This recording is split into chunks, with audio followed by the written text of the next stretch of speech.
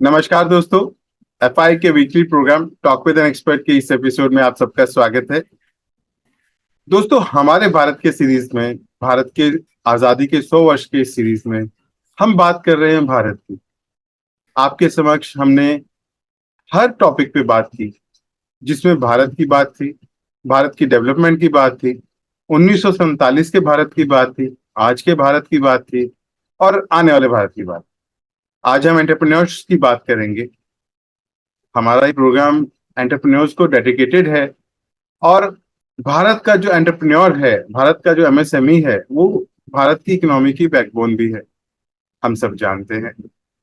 तो उसका इतना इम्पोर्टेंट रोल है भारत की इकोनॉमी में, तो उसके लिए क्या क्या स्टेप्स लिए जा रहे हैं सरकार की तरफ से और क्या क्या हमारी जिम्मेवारियां बनती हैं कि हम देश की ग्रोथ के लिए, एमएसएमई की ग्रोथ के लिए हमारा क्या रोल रहेगा, क्या योगदान रहेगा, इस बात को आज हम करेंगे। और हमारे साथ जुड़े हैं डॉक्टर शैलेंद्र व्यास जी। डॉक्टर शैलेंद्र जी, आपका आज एक बार फिर से बहुत बहुत स्वागत है। तो दोस्तों, डॉक्टर शैलेंद्र जी के बारे में आप सभी जानते हैं और इंट्रोडक्शन तो आप पहले ही कर चुके हैं।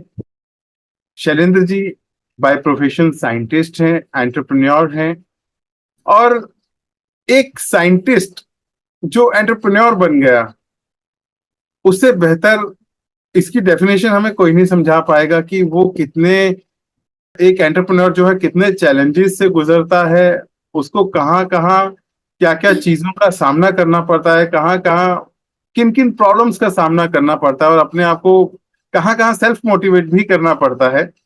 तो आज हम इन सभी चीजों की बात करने वाले हैं। तो प्रोग्राम को आगे बढ़ाने से पहले शैलेंद्र जी, मैं आपसे गुजारिश करूंगा कि आप अपनी साइंटिस्ट से एंटरप्रेन्योरशिप की जर्नी के बारे में कुछ हमारे ऑडियंस के साथ शेयर करें।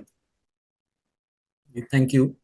मैं बाय प्रोफेशन साइंटिस्ट पहले रहा हूं और मैंने अपनी जो ट्रेनिंग है, मेरा स्पेशलाइजेशन चूंकि प्लांट्स का रहा, उसमें मैंने प्लांट टिश्यू कल्चर, बायोटेक्नोलॉजी के स्पेशलाइजेशन में मॉलिक्यूलर मार्कर्स और उसके बाद में जीनोमिक्स के प्रिंसिपल्स को अंडरस्टैंड करते हुए उस पर काफ़ी काम किया।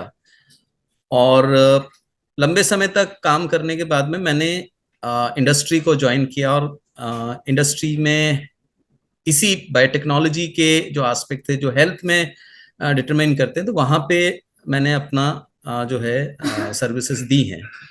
मैंने 2018 में जब अपनी ये जर्नी एज एन एंटरप्रेन्योर शुरू करी, तो उस समय माइंड में एक ही चीज थी कि हम लोग बहुत सारा लर्निंग जब करते हैं तो उसका एप्लीकेशन जो है वो राइट डायरेक्शन में कई बार नहीं हो पाता। और जब मैं इंडिया या वर्ल्ड की भी बात करता हूं, तो जिसको कहते हैं ना कि डिमांड वर्सेस सप्लाई जो है, there is huge demand for application of the principles of learning जो हम अपने अपने सब्जेक्ट एरियाज में करते हैं, पर उसका प्रोडक्ट डेवलपमेंट में या ह्यूमन की रिक्वायरमेंट के हिसाब से जो ट्रांसलेशनल वैल्यू है वो बहुत कम है रेशो में जी। और जो थोड़ा बहुत हो पाता है वो पूरे वर्ल्ड में एज एन एंटरप्रेन्योर लीड करते हैं। तो जो मैंने एज अ साइंटिस्ट लर्न किया, being a scientist is just being a student of science, एक जिसको मैं कहता हूं एक प्रोसेस है कि भाई आप प्रिंसिपल्स को समझते हैं और उसके बाद में उनको अप्लाई करते हैं अपने जीवन में। तो यही साइंटिस्ट होना है। और इसको अप्लाई करने के लिए हो सकता है कि मैं किसी शैक्षणिक संस्थान में या किसी रिसर्च इंस्टीट्यूशन में अपनी सेवाएं देता, बट इसकी जगह मैंने अपना एक एंटरप्रेन्योरशिप का अपना एक स्टार्टअप किया, जहां पे कि हम उन्हीं प्रिंसिपल्स को यूज करके मानव कल्याण के लिए अलग अलग क्षेत्रों में प्रोडक्ट्स के डेवलपमेंट में और उनके बाद में उनका, चूंकि ये स्टार्टअप एक बिजनेस होता है, तो उसको हम मार्केट तक ले जाने का काम करते हैं। तो सिर्फ एक ही प्रिंसिपल है, टू सर्व द मैनकाइंड। हम अपने नॉलेज से किस तरह से मानव जाति के उत्थान के लिए, उनके कल्याण के लिए गुड्स एंड सर्विसेज का प्रोडक्शन कर सकें, इसको मैं डिफाइन करता हूं टू बी एन एंटरप्रेन्योर। और ये मेरी पूरी जर्नी का निचोड़ है, right from my student days till today, जो भी मैं आज हूं। और कल जैसे हमने वर्ल्ड एंटरप्रेन्योरशिप दिवस मनाया, विश्व उद्यमशीलता दिवस या विश्व उद्यमिता दिवस, तो उद्यमी होना बेसिकली एक साइंटिस्ट होने के इक्विवेलेंट है। एक उद्यमी वही होता है जो जहां पे किसी चीज की आवश्यकता है, न्यूनता ढूंढता है वो, कि ये मार्केट में गैप है, इसकी डिमांड आ रही है, मैं इसके ऊपर क्या इनोवेशन करके कोई नया प्रोडक्ट या कोई सर्विस क्रिएट कर सकता हूं। तो ये सिंपली अगर हम देखें तो एक उद्यमी जो है, एक एंटरप्रेन्योर जो है, वो भी बाय नेचर एक साइंटिस्ट ही होता है। उसको पता होता है कि कहां पे जो है इनोवेशन की रिक्वायरमेंट है और क्या प्रोडक्ट की मार्केट में डिमांड है, उस हिसाब से वो अपने प्रोडक्ट्स या सर्विसेज को डिजाइन करता है। तो जैसे कल वर्ल्ड एंटरप्रेन्योरशिप डे आया, तो मैं कंपेयर करता हूं आजादी के बाद से अब तक, तो पोस्ट इंडिपेंडेंस इंडिया ने एक प्रगति की राह ली, जिसमें कि हमने इंडस्ट्रियलाइजेशन को बल दिया, बड़ी बड़ी इंडस्ट्रीज को बनाने का हमने उस पर बल दिया। पर जो चीज मिसिंग रह गई वो ये था कि भाई भारतीय जो है वो बाय नेचर ही उद्यमी है। आप देखें कि पुराने जमाने में बार्टर सिस्टम होता था, तो आदमी अपने आवश्यकता अनुसार कोई भी चीज बनाता था, आपस में शेयर करके, एक्सचेंज करके उनकी वो इकोनॉमी चल जाती थी। इकोनॉमी ग्रो करी, करेंसी आई, तो उसके बाद में उसका प्रोडक्ट का जो है, गुड्स एंड सर्विसेज का सेल्स शुरू हुआ। पर वो सेल जो लोअर लेवल पे, इंडिविजुअल लेवल पे हो रहा था, वो खत्म होके केवल बड़े बड़े लेवल पे होना शुरू हुआ। तो यहाँ पे क्या हुआ कि हमारी इकोनॉमी में बड़े इंडस्ट्रीज और छोटी इंडस्ट्रीज के बीच में गैप आ गया, या जिसको मैं कह सकता हूं कि एंटरप्रेन्योरशिप जो इंडिविजुअल लेवल पे होनी थी वो खत्म हो गई। वर्तमान में पिछले 8-10 सालों में जो परिवर्तन आया वो ये आया है कि इंडिविजुअल लेवल पे उस इनोवेशन को या उस एंटरप्रेन्योरशिप को फिर से पैदा करना, चाहे अगर वो किसान है या कोई आदमी किसी और प्रोफेशन में है, चाहे कोई आर्टिसन है, कोई कुम्हार है, या कोई जो जो हथकरघा से ये जो कपड़े बुनते हैं कारीगर हैं, छोटे ग्लास के आर्टिकल्स बनाने वाले हैं, मेजनरी वर्क करने वाले हैं, उन सबको ये अपॉर्चुनिटी उनके सामने आई कि हम अपनी स्किल्स के द्वारा, जो हमारी लर्निंग है, स्किल इज बेसिकली लर्निंग, जो चाहे किसी इंस्टीट्यूशन में आई हो या बाय नेचर फैमिली के थ्रू चलती हुई, उस स्किल को यूज करते हुए क्या मैं कोई नया प्रोडक्ट और सर्विस बना सकता हूं जिसकी की मार्केट में डिमांड हो। और उसको बूस्ट करने के लिए जो वर्तमान में जिसको कहते हैं कि डिजिटल प्लेटफॉर्म्स जो आए हैं, उन्होंने उसको सपोर्ट किया। तो पिछले 8-10 सालों में भारत में एक तरीके से एंटरप्रेन्योरशिप की क्रांति आई है, रेवोल्यूशन हैज बिगन, जिसमें हर व्यक्ति अपने इंडिविजुअल लेवल से उठकर इनोवेशन की तरफ जा रहा है, कोशिश कर रहा है, प्रयास कर रहा है, उनको सपोर्ट करने के लिए एक इकोसिस्टम तैयार किया हुआ। और इसीलिए भारत में जब एक प्लेटफॉर्म बना है स्टार्टअप का, तो स्टार्टअप में करीब करीब 1,27,000 के आसपास की वर्तमान में संख्या है, हर साल बढ़ रही है संख्या।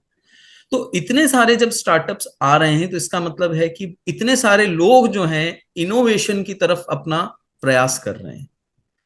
और पूरे वर्ल्ड के अंदर अगर इस लेवल से इनोवेशन से अगर भारत आगे जाएगा, आज भारत के लोग जो है हर जगह मौजूद है, कि बड़ी बड़ी कंपनियां आप देख लीजिए, हर जगह कोई किसी सीईओ के पद पर है, कोई किसी बड़े साइंटिस्ट के हो, बड़े बड़े जो रिसर्च संस्थान है उनमें भी एज ए साइंटिस्ट या किसी और प्रोफेशनल रोल में वो लोग हैं।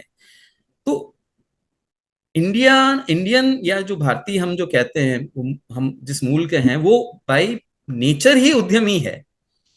ठीक है, उसको मौका नहीं मिला तो उसने अपने अपने लर्निंग्स को किसी और डायरेक्शन में ले गया, पर अब जब मौका मिल रहा है तो वो एंटरप्रेन्योरशिप तब जा रहा है। तो मेरा ये ख्याल है कि ये जो वर्ल्ड एंटरप्रेन्योरशिप डे जो अभी आपने बताया कि भाई हमने मनाया, तो ये एक टाइम है again to stop, pause and मतलब जिसको कहते हैं ना कि रेट्रो, उसमें अपने आप को फिर से देखना, पीछे जाकर वापस मुड़ के अपने आप को देखना, रेट्रो इंस्पेक्शन का टाइम है। और आगे जाने के लिए पीछे देख के हम आगे की पॉलिसीज को डिसाइड कर सकते हैं.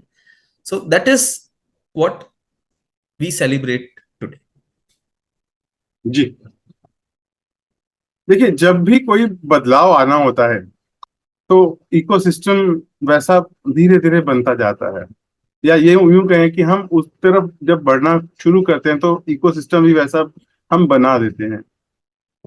तो एंटरप्रेन्योरशिप डे पर भी भारत के जो एंटरप्रेन्योर्स हैं, एमएसएमईज हैं, उनको मोटिवेट करने के लिए मैं समझता हूँ एक बहुत अच्छा कदम है जो भारत में इसको एक प्रायोरिटी पे रखा जा रहा है. प्रायोरिटी पे क्योंकि ये हर साल मनाया जाता है, पूरे वर्ल्ड लेवल पे मनाया जाता है, लेकिन भारत में अभी इस पे ज्यादा जोर दिया जा रहा है.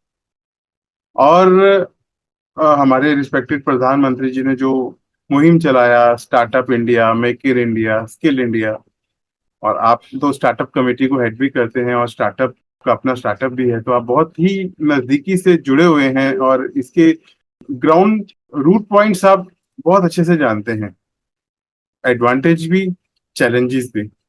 तो अब इंडिया एज एन अभी एंटरप्रेन्योर, क्योंकि अगर हम पहले के भारत की बात करें तो जो स्टडी लेवल था और सबका एक ही माइंडसेट था कि बच्चा पढ़े और जॉब करे.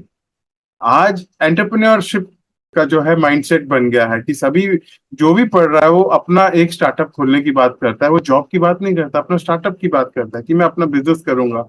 और भारत की आज इंटरनेशनल लेवल पे भी गुडविल है, हर जगह भारत की पहचान है, भारत के लोगों की इज्जत है. जहाँ बहुत सारे ऐसे देश हैं जिनको मैं नाम नहीं लेना चाहूंगा, जहाँ पे भारतीय को अच्छी नजर से नहीं देखा जाता था आज, लेकिन वहां पे भी भारत के लोगों की बहुत इज्जत है. तो अब हम इस बात को सामने रखते हुए मैं आपसे गुजारिश करूंगा कि आप सरकार द्वारा जो एंटरप्रेन्योर्स के लिए कदम उठाए जा रहे हैं, एंटरप्रेन्योर्स को बढ़ावा देने के लिए, उनके एडवांटेजेस, उनको क्या क्या एडवांटेजेस दिए जा रहे हैं उनको बढ़ावा देने के लिए, उसके बारे में थोड़ा सा बताएं. देखिए, सरकार के साथ साथ हर स्तर पर मैं समझता हूं कि प्रयास हो रहे हैं कि लोग डिग्री होल्डर्स बनकर जॉब सीकर्स ना बने, बल्कि जॉब गिवर्स बने. स्कूलों में आज मेरा एक सौभाग्य रहा, मैं एक स्कूल में गया था, तो उस स्कूल में उन्होंने एक एंटरप्रेन्योरशिप सेल बना रखी और गवर्नमेंट कुछ उसको जो है फंड करती. वो अपने वहीं पे विद इन द स्कूल जो है एक बच्चों के बीच में कंपटीशन रखवाते हैं एंटरप्रेन्योरशिप का, और वो बच्चे जो है इनोवेटिव आइडियाज के साथ कुछ प्रोडक्ट बनाते हैं. उनको प्रोत्साहन मिलता है कि भाई वो सेल भी करें उस प्रोडक्ट को, और अगर वो सक्सेसफुल होता है तो उसको और आगे ले जाने का सरकार मौका दे रही. तो स्कूल लेवल पे भी ऐसी स्कीम्स हैं जहां पे कि जो है सरकार उनको बच्चों को सपोर्ट दे रही, एक इकोसिस्टम क्रिएट हुआ है. उससे ऊपर आते हैं तो हायर एजुकेशन में इंस्टीट्यूशनल लेवल पे, यूनिवर्सिटी लेवल पे, वहां पे भी एंटरप्रेन्योरशिप सेल्स ऐसी बनी हुई हैं, इंक्यूबेशन सेंटर्स बने हुए हैं, एक्सेलरेटर सेंटर्स बने हुए हैं, जो इन सब चीजों का ध्यान करते हैं. वहां पे गवर्नमेंट की अलग अलग सेक्टर्स के लिए स्कीम्स हैं, चाहे अगर वो कोई स्किल रिलेटेड कोई स्टार्टअप है या एंटरप्रेन्योरशिप कर रहा है, या किसी जो इकोनॉमिक फ्रंट पे हो सकता है, कोई सोशल एंटरप्रेन्योरशिप के फ्रंट पे हो सकता है, कोई बायोलॉजी के फ्रंट पे हो सकता है. तो हर एक के लिए अलग अलग विभाग हैं, और हर विभाग में नए नए चैलेंजेस को सपोर्ट करने के लिए, इनोवेटिव आइडियाज को सपोर्ट करने के लिए स्कीम्स बनी हुई हैं. तो बच्चे स्कूल से ही जब निकल रहे हैं बाहर, तो उनको उनके मन में एक चीज है कि भाई मैं एंटरप्रेन्योरशिप की तरफ जाऊं. हो सकता है 100% ना हो, 10-15%, 20% बच्चे, पर वो एक बहुत बड़ा परिवर्तन है. यही बच्चे जब आगे बाहर निकलते हैं, कॉलेज में आते हैं, वहां पे उनको वही इन्वायरमेंट फिर से मिलता है. तो जो एंटरप्रेन्योरशिप माइंड वाले बच्चे हैं, जिनको की भी अच्छी ग्रूमिंग मिल जाती है, तो वो वहां पे अपने उस हुनर को दिखा के और अपने स्टार्टअप को एस्टैब्लिश करते हैं, या प्रोडक्ट को एटलीस्ट वो होन करते हैं, ताकि वो एक मार्केट रेडी या मार्केट फिट प्रोडक्ट या कोई सर्विस है तो वो बन पाए. स्कूल कॉलेजेस के बाहर भी जब हम जाके देखते हैं तो बहुत सारे ऐसे वेंचर स्टूडियोज बने हुए हैं, प्राइवेट भी ऐसे स्टूडियोज हैं, ऐसे इन्वेस्टमेंट के नेटवर्क्स बने हुए हैं जो इन प्रोडक्ट्स को या इन लोगों के स्टार्टअप्स को देखते हुए उनको सपोर्ट करने के लिए आगे आते हैं. ये पहले नहीं था, अभी वर्तमान में बहुत सारा हुआ है. कुछ लिमिटेशन है कि बैंक्स इनको सपोर्ट करने के लिए, जैसे कि जब कब सब करते हैं तो बेसिक फंड मिल जाता है, बट आगे जब बढ़ना बढ़ना होता है तो उस समय हो सकता है कि उनको फंड्स की जरूरत होती है। बैंक्स में स्कीम्स हैं, बट ट्रांसलेशनल वैल्यू में मेरे को लगता है कि मैं जो मार्केट में देखता हूं तो वो चैलेंज अभी भी है उसका। बैंक स्कीम्स में या बैंकों के द्वारा स्टार्टअप को सपोर्ट करने के लिए बहुत ज्यादा इकोसिस्टम अभी तैयार नहीं है। वो एक गैप है जहां पे होता है। बट जहां सक्सेसफुल हो जाता है, कोई व्यक्ति स्टार्ट कर लिया उस एंटरप्रेन्योरशिप, अगर उसने एमएसएमई अपने आप को एस्टेब्लिश करके रजिस्टर कर लिया है, तो फिर आगे गवर्नमेंट का फिर से प्रोत्साहन मिलता है। जैसे गवर्नमेंट की जो सरकारी विभाग है उनकी बाइंग आजकल ई प्रोक्योरमेंट की जगह जो गवर्नमेंट ई मार्केट प्लेस है उसके थ्रू होती है, तो वहां पे प्रायोरिटी दी जाती है कि अगर आपका प्रोडक्ट मेक इन इंडिया है और अगर आप उसमें ये भी एस्टेब्लिश करके बता सकते हैं कि इतना परसेंट हम जो है इनोवेशन या उसमें जो है इंडियन कंपोनेंट हमारा इतना परसेंट है, तो उसके बेसिस पे भी जो है बायर उस आपके प्रोडक्ट को प्रेफर करता है। तो आपका प्रोडक्ट जो बीच में या अर्ली स्टेज में रेडी हुआ था, आपने उसको एज ए स्टार्टअप एस्टेब्लिश कर लिया, और आपने जो बीच की जो थोड़ी बहुत फंडिंग के बॉटल नेक है, अगर उसको आपने पार किया तो नेक्स्ट लेवल पे जाके फिर से आपको सपोर्ट मिलता है। तो कहने का मतलब है कि सरकार right from school level till making the product good or service market ready and helping them to sell it in the Indian market, prioritise कर रही है। इवन बाहर से जो हम इंपोर्ट करते हैं उसमें गवर्नमेंट की जो स्कीम है उसमें वो होता है कि भाई वो कस्टम ड्यूटी बढ़ा रहे हैं, तो एक तरह का डेटरेंस भी क्रिएट कर रहे हैं कि भाई लोग अगर भारत में वो चीज बन सकती है और लोग बना रहे हैं और बाहर से आने पे वो माल महंगा होता है, तो वो जब कॉम्पिटिटिव बिडिंग होती है तो उसमें वो पीछे रह जाएगा। तो ये एक ऐसा इकोसिस्टम गवर्नमेंट ने तैयार किया है। तो मेरे ख्याल से सरकार कर रही है और हर स्तर पे इसके प्रयास हो रहे हैं। न सिर्फ सरकार बल्कि प्राइवेट ऐसे कई नेटवर्क्स बने हैं, जैसे मैं बता रहा था कि कई ऐसे फंड्स बने हैं, कई ऐसे स्टूडियोज बने हैं जहाँ पे कि उन्हीं कंसेप्ट से उन्हीं आइडियाज के ऊपर ये जो एंटरप्रेन्योरशिप माइंड्स हैं उनको ला के उनको काम कराने का मौका दिया जाता है। और उसके साथ साथ बहुत सारे मेंटर्स भी आज की तारीख में अवेलेबल हैं जो आपको गाइड करने के लिए तैयार हैं। आपके अगर आपके पास में कोई आइडिया है और आप उसे आगे ले जाना चाहते हैं तो मेंटर्स भी हैं। हमने जब शुरू की थी तो हमारी जर्नी में भी we have mentors with us जो हमें राइट डायरेक्शन में गाइड करते हैं। कई बार क्या होता है कि भाई आपको मार्केट के हिसाब से अपने स्ट्रेटजीज को पिवट करना पड़ता है, चेंज करना पड़ता है। तो उस समय भी आपको जो है ना कि जिसको कहते हैं कि भाई डायनामिक स्टेट में रहना पड़ता है। ये नहीं मैंने बना दिया प्रोडक्ट अब वो मार्केट में उसकी एक्सेप्टेंस नहीं है तो आप लेके बैठे फिर आप कहेंगे भाई फेल हो गया, वो नहीं। वहां पे आपको पिवट करने की आवश्यकता होती है, तो वो उसको करने के लिए यू नीड मेंटर्स। तो तो वो भी अवेलेबल है। तो Indian ecosystem for entrepreneurship is you know warm and ready right now. बस लोगों को बाहर आके, और जितने लोग आ रहे हैं उससे दुगनी तिगनी गति से बाहर आए, इस फील्ड में आए, तो ये बहुत बड़ा सक्सेसफुल रेवोल्यूशन हो सकता है। जी शैलेंद्र जी, एक आपका फील्ड है बायोटेक का, बायोटेक बायो इकोनॉमी का। तो अगर हम बात करते हैं भारत की आजादी के 100 वर्ष, और अभी बायो इकोनॉमी का बहुत बड़ा स्कोप भी देखा जा रहा है और बायो इकोनॉमी की तरफ काफी फैसिलिटीज सरकार प्रोवाइड कर रही है, और आप भी बायो इकोनॉमी से बहुत क्लोजली जुड़े हैं। तो आप as a entrepreneur, as a scientist, दोनों ही नजरियों से बायो इकोनॉमी का क्या रोल रहने वाला है भारत के आने वाले समय में, ये थोड़ा सा बताएं। भारत ही नहीं पूरे विश्व में बायो इकोनॉमी का बहुत बड़ा रोल होने वाला। अभी एक रिपोर्ट आई थी जी। उसमें करीब करीब हम ये मानते हैं कि अगर वर्ल्ड इकोनॉमी जो है अगर 105 ट्रिलियन यूएस डॉलर के इक्विवेलेंट अगर है, तो ये कहते हैं कि 60% of the physical products in the economy वो बायोलॉजी या बायोलॉजिकल किसी न किसी रिसोर्स से जुड़ा हुआ है।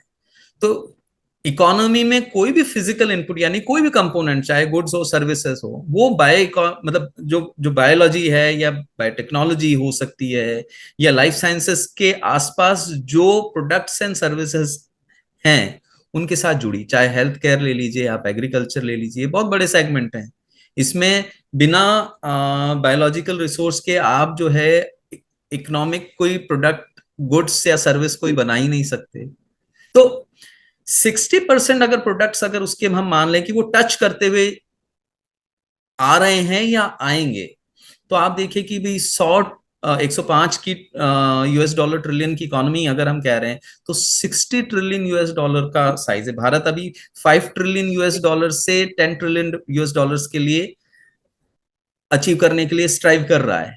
तो मुझे लगता है कि उसमें बायो इकोनॉमी का बहुत बड़ा रोल हो सकता है। और बायो इकोनॉमी जब मैं शब्द बात करता हूं, तो उसमें आप जैसे हेल्थ की बात करते हैं, तो हमारे हेल्थ में जितने वैक्सीन हैं जो बनते हैं, डायग्नोस्टिक्स में बहुत सारे टेस्ट बनते हैं जो एंटीजन एंटीबॉडी डिटेक्शन के सिस्टम से आते हैं। बहुत सारे ऐसे प्रोडक्ट्स हैं जो ब्लड के सोर्स से बनते हैं। फिर इसके बाद में अगर हम आगे बढ़ते हैं एग्रीकल्चर में, तो सारा एग्रीकल्चर प्रोड्यूस। तो बायो इकोनॉमी की जब हम बात करते हैं, तो देखिए उसमें एक तो सबसे इंपॉर्टेंट चीज जो आ रही है, जो वर्तमान में पूरा विश्व ग्लोबल वार्मिंग से जूझ रहा है, तो उसमें रिन्यूएबल सोर्सेस ऑफ प्रोडक्ट्स हमें चाहिए, और उसमें बायो इकोनॉमी एक मेजर कंपोनेंट अपने आप को एस्टेब्लिश करता है। कारण ये है कि चाहे आप लैंड रिसोर्स लीजिए, चाहे वाटर रिसोर्स लीजिए, जमीन से या पानी से होने वाले प्लांट्स हो सकते हैं, एनिमल्स हो सकते हैं। अब ये जब मैं प्लांट्स की बात करता हूं, तो पहले इसी के ऊपर थोड़ा सा एलैबोरेट करते हैं, फिर मैं एनिमल्स को भी इनका, उसमें माइक्रो ऑर्गेनिजम्स भी आते हैं। तो बायो इकोनॉमी बायोलॉजिकल रिसोर्सेज हैं पूरे, प्लांट्स, एनिमल्स, माइक्रो ऑर्गेनिजम्स।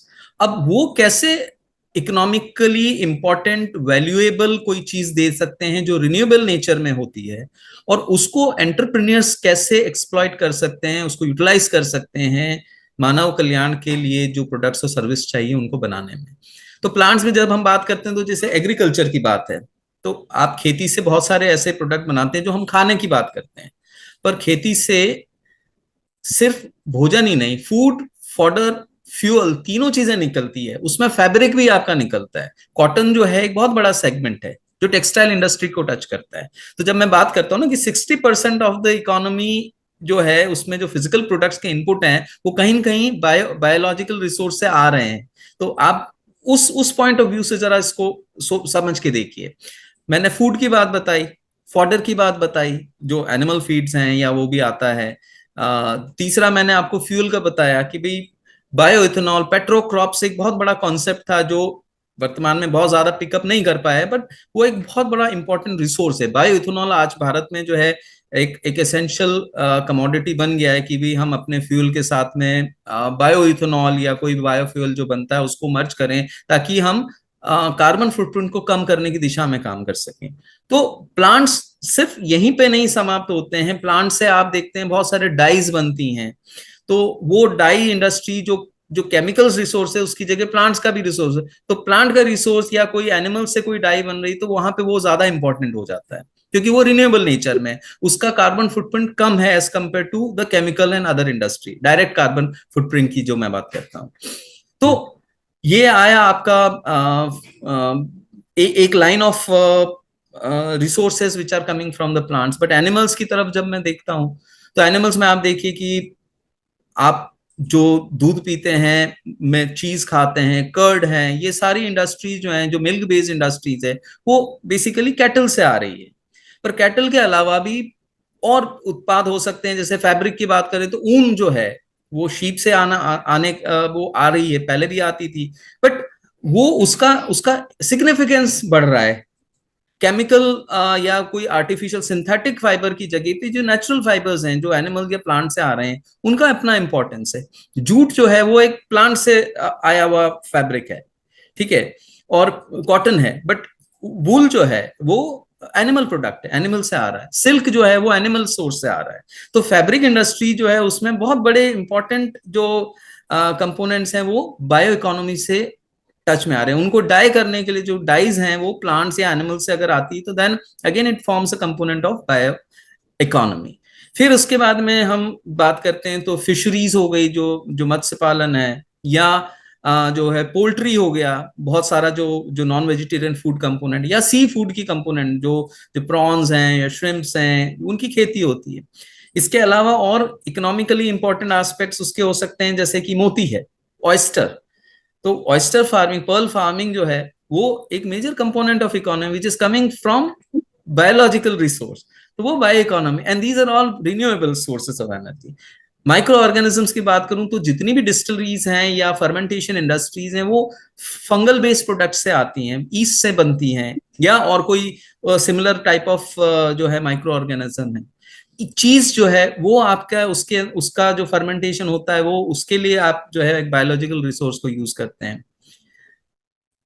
ऐसे ही अगर मैं और ऐड ऑन करना चाहूं तो आज की तारीख में हम कहते हैं कि डिग्रेडेबल जो है प्लास्टिक्स हो गए या बायोडिग्रेडेबल कंपोनेंट्स जो है प्लास्टिक्स हो गया, तो वो बनाने के लिए हमें जो रिसोर्स मिलता है, या बायो इथेनॉल की मैं बात करूं, धीरे धीरे जो हम ये मूव कर रहे हैं, we are moving towards reducing carbon footprint and moving towards a sustainable future.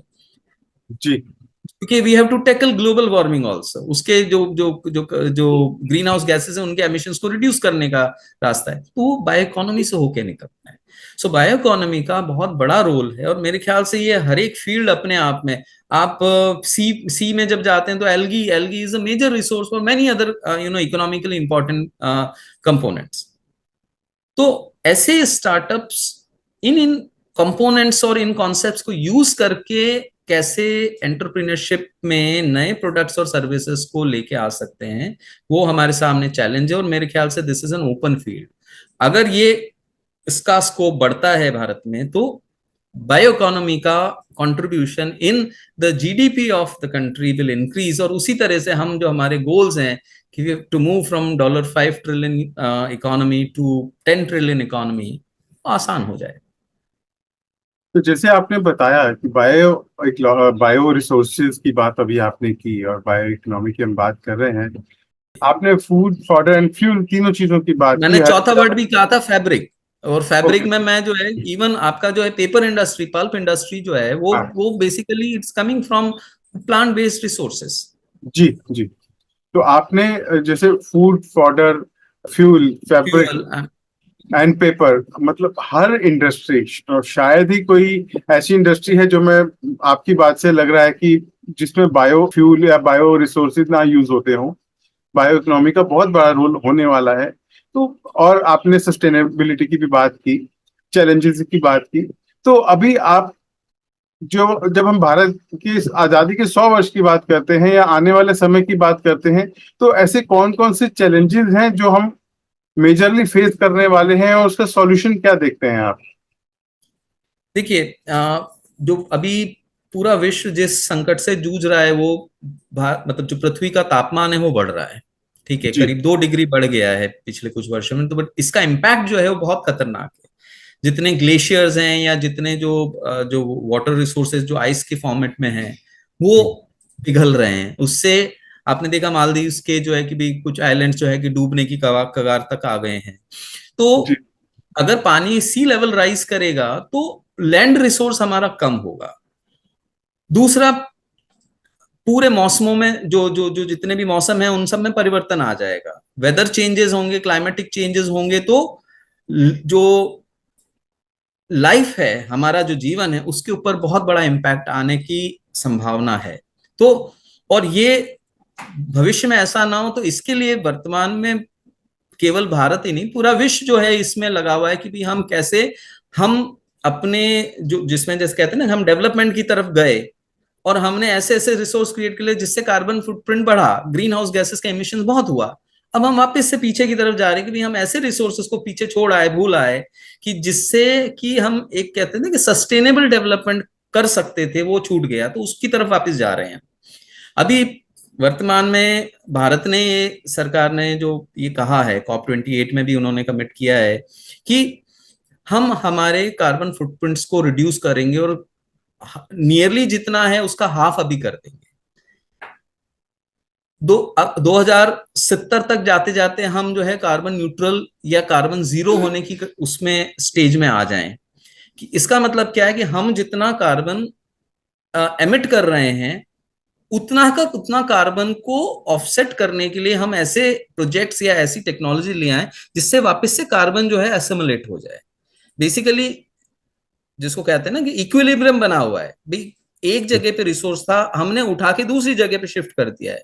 अब वहां से वापस उठा के इसमें लेके आने का हम कर रहे हैं, और फ्यूचर में ऐसी टेक्नोलॉजी डेवलप करें कि जिससे जितना हम, देखिए जरूरत तो है आदमी को अपने आवश्यकता अनुसार, जिसको कहते हैं ना डेवलपमेंट करना। तो अगर मेरे को आज जैसे टेक्नोलॉजी मोबाइल है तो वो जरूरत है, उसके उसके बिना अब हम नहीं चल सकते। इंटरनेट की जरूरत है, उसके बिना हम चल नहीं सकते हैं।